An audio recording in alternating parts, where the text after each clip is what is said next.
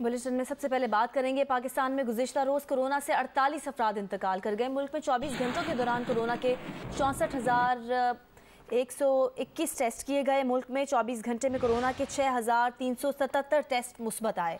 NCOC के मुताबिक मुल्क भर में 24 घंटों में कोरोना मुस्बत केसेस की शरह 9.94% रही।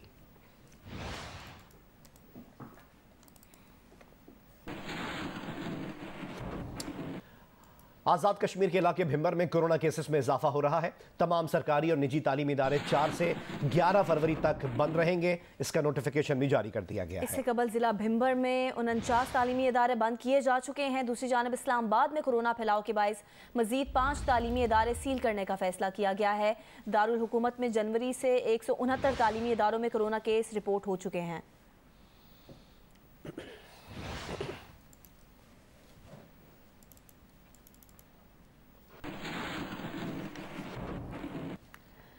दीगर शहरों की तरह कोयटा में भी बुखार की दवा पैनाडोल गायब होने लगी है। जिन दुकानों पर यह दवा दस्तयाब है वो ज्यादा कीमत पर फरोख्त कर रहे हैं। मार्केट जराए बताते हैं कि बुखार और जिस्म दर्द की ये गोली का पहले 16 रुपए का पत्ता हुआ करता था, लेकिन अब यह गोली 30 रुपए फी पत्ता में फरोख्त हो रही है। कोयटा की मेडिसिन मार्केट में दीगर अमराज की अद्वियात की कमी नहीं है।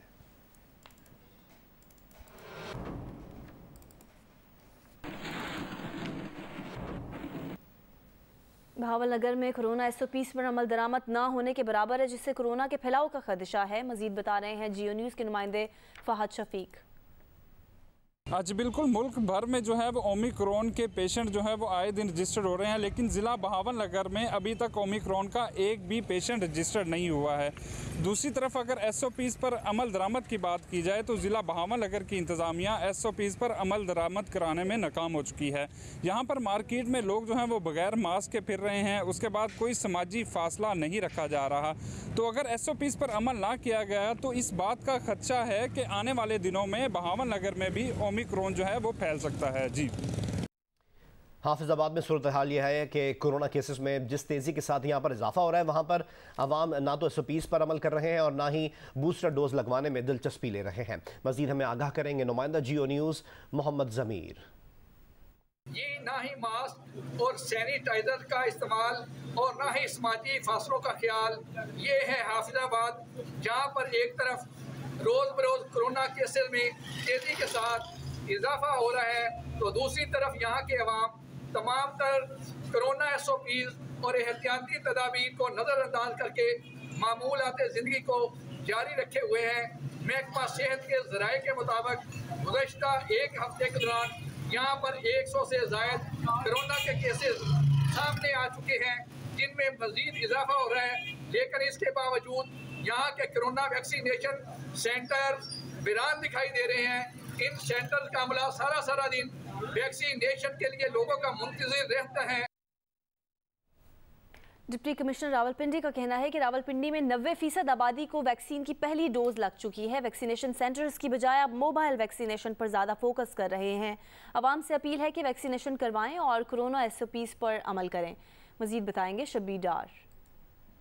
जी, रावलपिंडी में बढ़ते हुए कोरोना केसेस के बायस रावलपिंडी के मुख्तलिफ इलाकों में स्मार्ट लॉकडाउन लगाया गया है। 100 के करीब तालीमी इदारे बंद किए गए हैं। हमारे साथ मौजूद हैं डिप्टी कमिश्नर रावलपिंडी ताहिर फारूक, उनसे बात करते हैं। इंडोर डाइनिंग बंद है, इंडोर शादियां बंद हैं और लोगों से रिक्वेस्ट की गई है कि वो मास्क पहने और पब्लिक प्लेसेस पे स्पेशली। तो हमारी जो डिफरेंट टीम्स हैं एडमिनिस्ट्रेशन की और हेल्थ की, वो गाय बगाए इन SOPs को चेक भी कर रही हैं। महकमे सेहत रावलपिंडी के आदाद शुमार के मुताबिक रावलपिंडी में जो मजमूई शरह है कोरोना केसेस की वो 10 से 15% के दरमियान है और गुज़श्ता 24 घंटों के दौरान 215 अफराद जो है कोरोना वायरस के शिकार हुए हैं।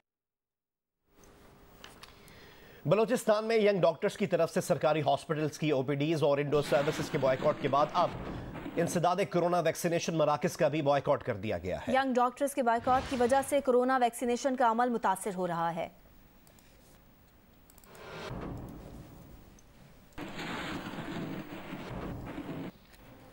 और अब बात करेंगे मौसम की। पंजाब के मैदानी इलाके आज भी गहरी धुंध की लपेट में है। मोटरवे M2 लाहौर से कलर कहार और M11 लाहौर से सियालकोट तक बंद कर दी गई है, जबकि मोटरवे M3 लाहौर से दुरखाना तक तमाम किस्म की ट्रैफिक के लिए बंद कर दी गई है। कौमी शाहराहों पर भी ड्राइवर्स को एहतियात से गाड़ी चलाने और फॉग लाइट्स के इस्तेमाल की हिदायत जारी की गई हैं। धुंध के साथ ही सर्दी की शिद्दत में भी इजाफा हो गया है।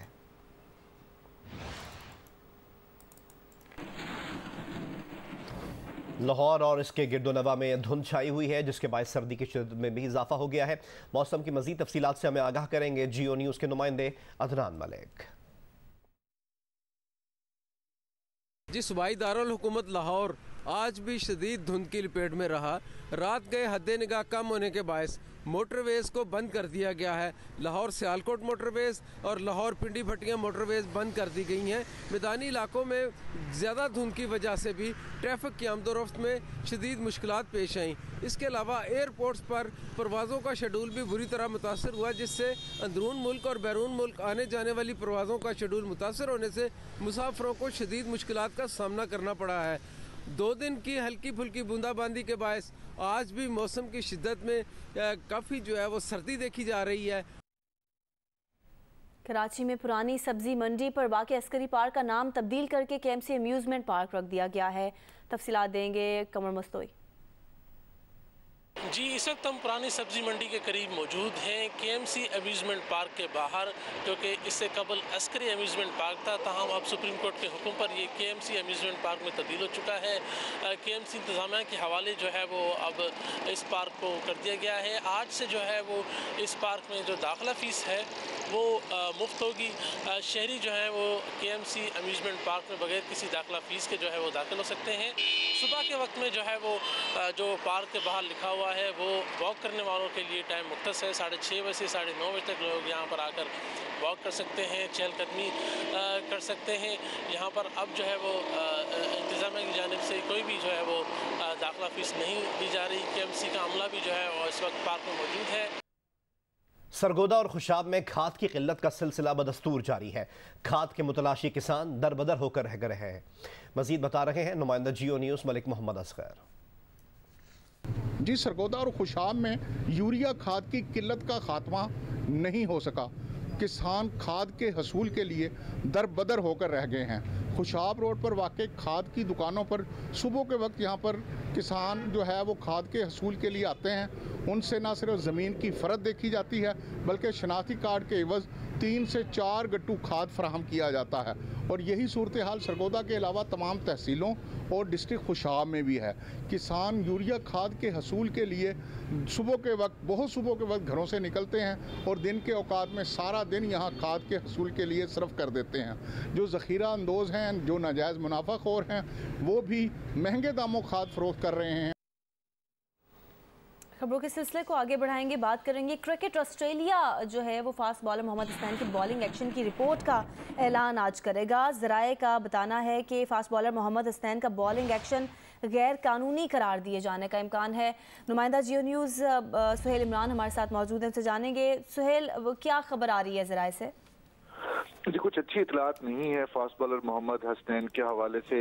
आज क्रिकेट ऑस्ट्रेलिया मोहम्मद हसनैन के बॉलिंग एक्शन के हवाले से रिपोर्ट का ऐलान करेगा, क्योंकि मोहम्मद हसनैन ने बिग बैश लीग में हिस्सा लिया था और सिडनी थंडर की जानब से खेलते हुए उनके बॉलिंग एक्शन को रिपोर्ट किया गया था। इसलिए यहाँ पर लाहौर की जो बायोमैकेनिक लैब है ICC की मंजूर शुदा, वहाँ पर उनका टेस्ट हुआ था, जिसकी रिपोर्ट क्रिकेट ऑस्ट्रेलिया को भिजवाई गई थी और आज उसका ऐलान किया जाएगा। 1 से ज़ायद डिलीवरीज जो हैं उनको गैर कानूनी करार दिए जाने का बताया गया है। इस तरह मोहम्मद हसनैन के ऊपर जो है वो पाबंदी का इम्कान है कि वो जब तक अपना क्लियर नहीं कर सकेंगे अपना bowling action, Pakistan cricket board की मामले से वो उसके ऊपर रिहैब करेंगे।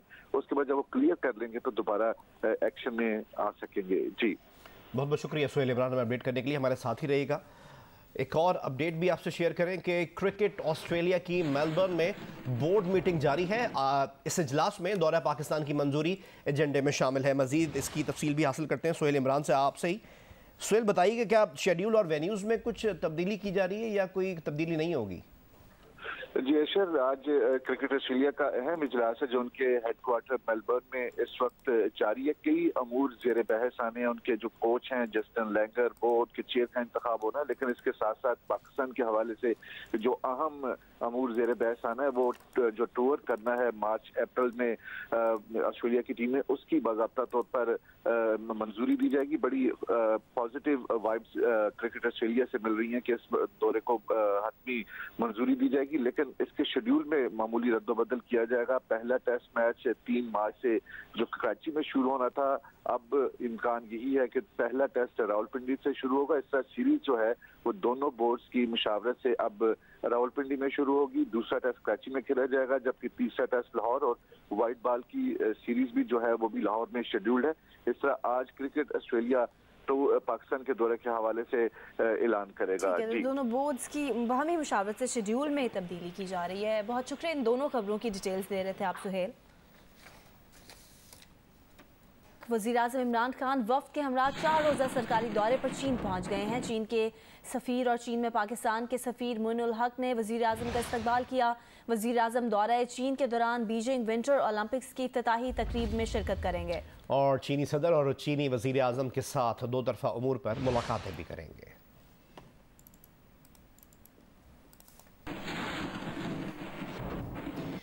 और अब आपको बताएं कि कल अदम तहरीक तालिबान पाकिस्तान ने पेशावर में भत्ता मांगना शुरू कर दिया। वज़ीर दाखिला शेख रशीद अहमद का इंकशाफ। उन्होंने मजीद कहा कि दहशतगर्द अफगानिस्तान से आते हैं और वापस चले जाते हैं। ये अफगान तालिबान की मर्जी के बगैर हो रहा है। शेख रशीद ने यह भी कहा कि 11 जनवरी को बलोच तंजीमों ने मिलकर BNA बनाई। बलोचिस्तान के मुशीर बराए उमूर दाखिला ज़िया लांगो कहते हैं कि सूबाई हुकूमत ने अफगानिस्तान को वफाकी हुकूमत के जरिए पैगाम भिजवाया है। पंजगोर और नौशकी में सिक्योरिटी फोर्सेस पर हमलों में 7 अहलकार शहीद हुए हैं, जबकि 13 दहशतगर्द हलाक किए जा चुके हैं और पंजगोर में 4 से 5 मफरूर दहशतगर्दों के खिलाफ सर्च ऑपरेशन जारी है।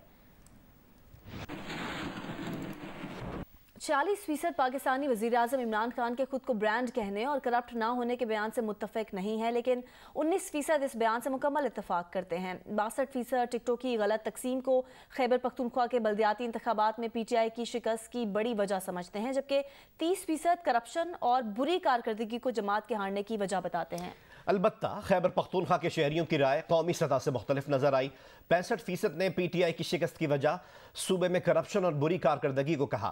इसके अलावा 61% पाकिस्तानी फॉरेन फंडिंग केस में अदालत की जानिब से क्लियर करार देने के हुकूमती वज़रा के बयान को भी हक़ाइक़ के मुनाफी समझते हैं। सानह मरी को भी 77% पाकिस्तानी नागहानी आफत करार देते हैं। पल्स कंसल्टेंट का आवाम की आरा पर मबनी ये नया सर्वे सामने आया है। इसमें मजीद क्या कुछ है ये जानते हैं इस रिपोर्ट में।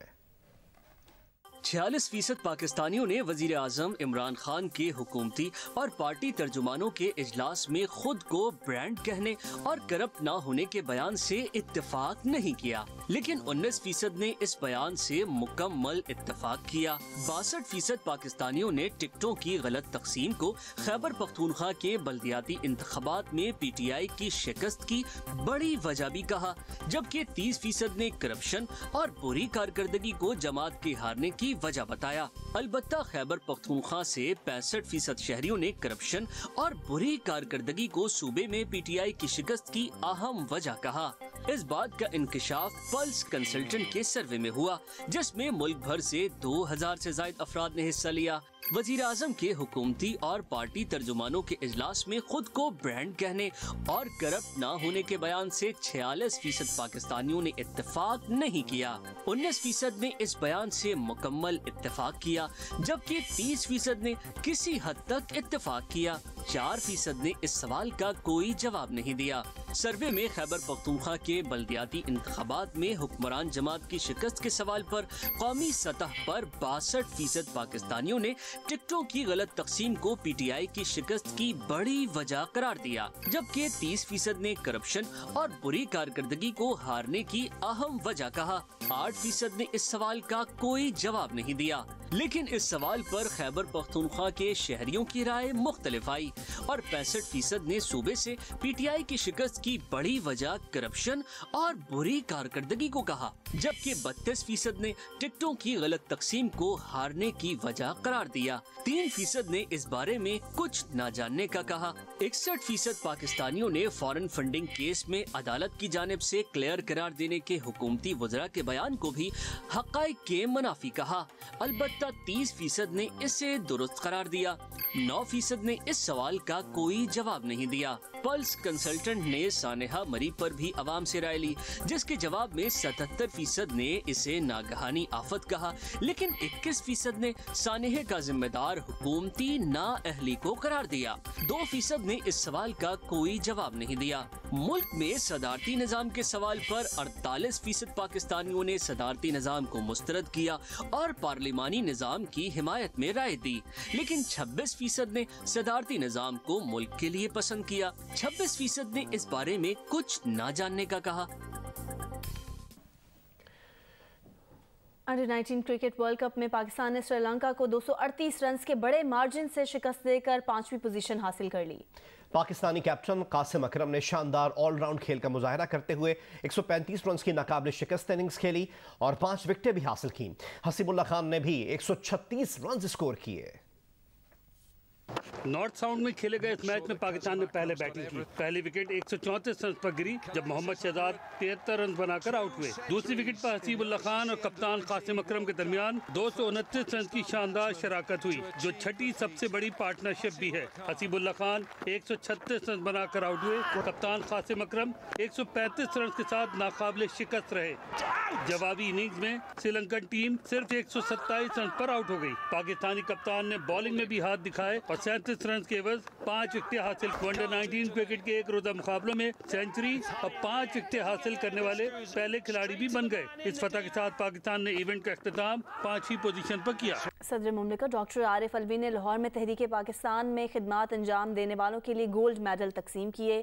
जंग ग्रुप के बानी मीर सहाफत मीर खलीलुर रहमान का गोल्ड मेडल उनके पोते मीर इमाम रहमान ने वसूल किया।